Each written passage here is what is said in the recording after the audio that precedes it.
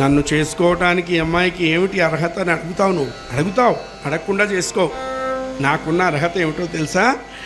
నాకు ఊహ తెలిసినప్పటి నుంచి ఈ నా 2 చెవుల్లో నీ దివ్య గుణ వైభవాలు నిండిపోయినాయి అయ్యా.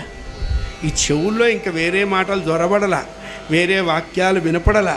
నాకు ఊహ తెలిసినప్పటి నుంచి నీ దివ్య నామగాన గుణ వైభవాలు ఈ చెవుల నిండి ఇట్లా తక్కిట్లాడుతూ ఉంటాయి నా చెవులు ఎప్పుడూ కూడా. అంతకంటే ఇంకా అర్హత ఏం కావాలి?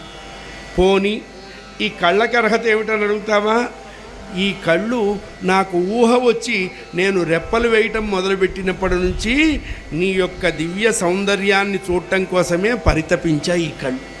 రెండో వాటిని ఏది చూడలేదు.